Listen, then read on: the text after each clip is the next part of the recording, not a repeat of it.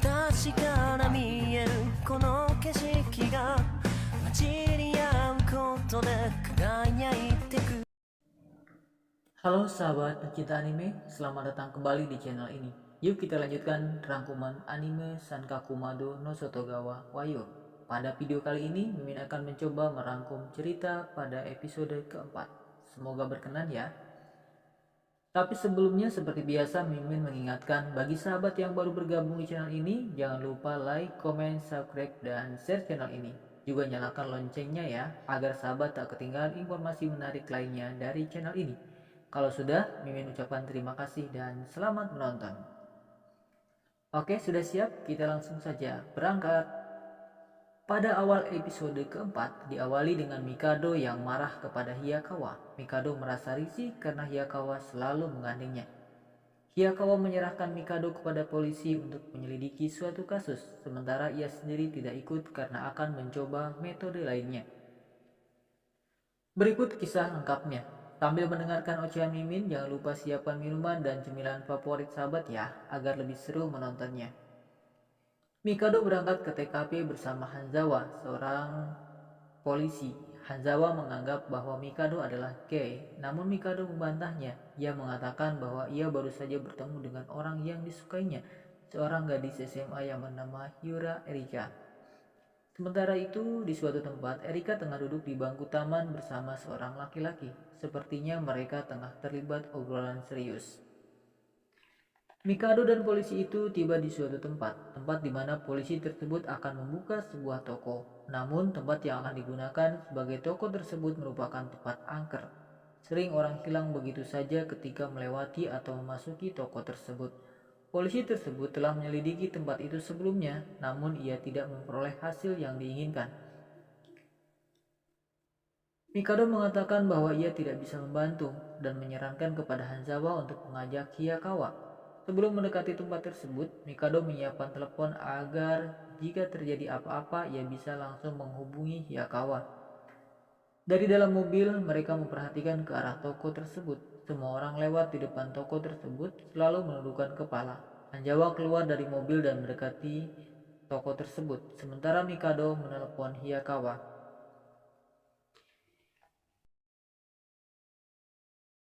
Hiyakawa masuk ke dalam tubuh Mikado melalui sugesti yang dihasilkan melalui suara telepon tersebut. Mikado yang telah dirasuki oleh Hiyakawa menggambar segitiga dengan kapur sebagai benteng gaib. Kemudian ia menyuruh Hanzawa untuk masuk ke dalam segitiga tersebut. Hiyakawa yang berada di dalam tubuh Mikado menyuruh Hanzawa agar tetap berada di dalam segitiga tersebut. Tingkah laku Mikado yang menyerupai tingkah Hiyakawa membuat Hanzawa merinding. Hanzawa memanggil Mikado dengan menyebut nama Hiyakawa untuk sekedar memastikan, dan ternyata Mikado merespon panggilan tersebut. Sementara dari jarak jauh, Hiyakawa mengendalikan tubuh Mikado. Di sebuah taman, Erika bersama seorang laki-laki sedang merencanakan sesuatu.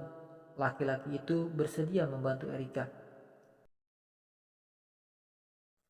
Dan melalui kemampuannya, Mikado dapat melihat hal-hal yang aneh di tempat tersebut. Ia melihat ada aktivitas di dalam tempat atau toko tersebut, padahal tempat itu adalah tempat yang sepi.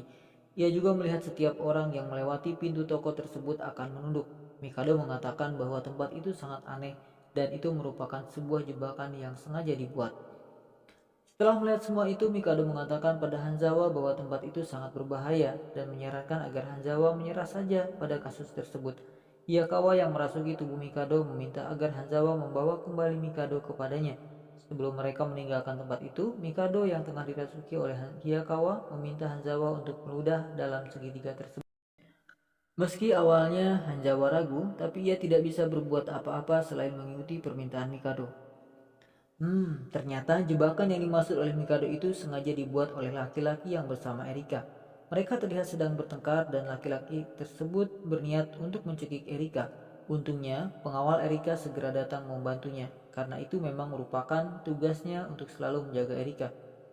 Karena tidak ada lagi janji lain, Erika ingin pergi ke tempat karaoke. Dalam perjalanan menuju ke tempat karaoke, pengawal menanyakan mengapa dia meninggalkan banyak sampah di tempat itu.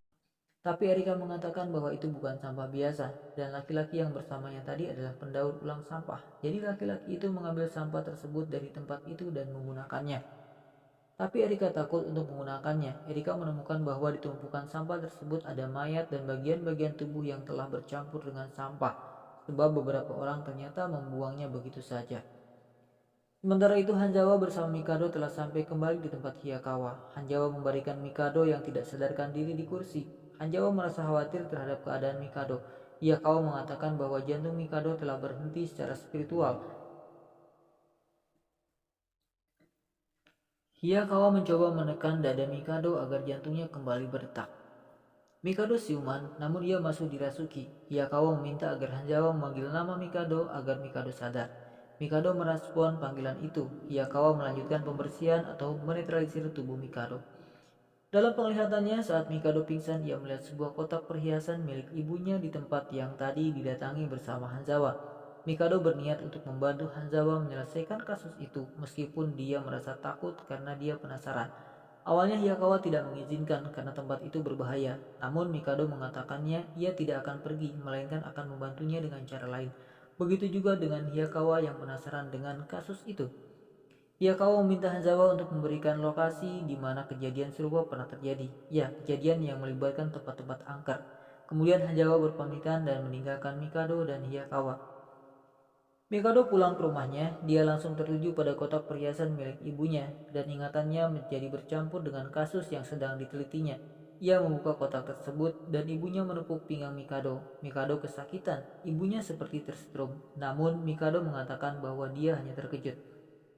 Ibunya bercerita bahwa saat masih kecil Mikado sangat menyukai kotak tersebut, tapi Mikado tidak ingat. Menurut ibunya, Mikado memohon agar ibunya memberikan kotak tersebut, tetapi ibunya tidak memberikan kotak itu kepada Mikado karena benda itu diberikan oleh ayah Mikado kepada ibu Mikado dan itu merupakan satu-satunya benda peninggalan ayah Mikado yang tersisa sebelum ia pergi meninggalkan mereka. Ibu memberikan kotak itu kepada Mikado dan mengambil satu permata dari dalamnya. Ibu mengatakan bahwa jika ornamen itu dilepas akan menjadi anting-anting. Tapi Mikado tidak mau memakainya karena di telinganya tidak ada lubang untuk memasang anting-anting tersebut. Ibunya bersikeras untuk memberikannya kepada Mikado. Ibunya bilang kalau Mikado bisa memberikannya lagi kepada kekasihnya.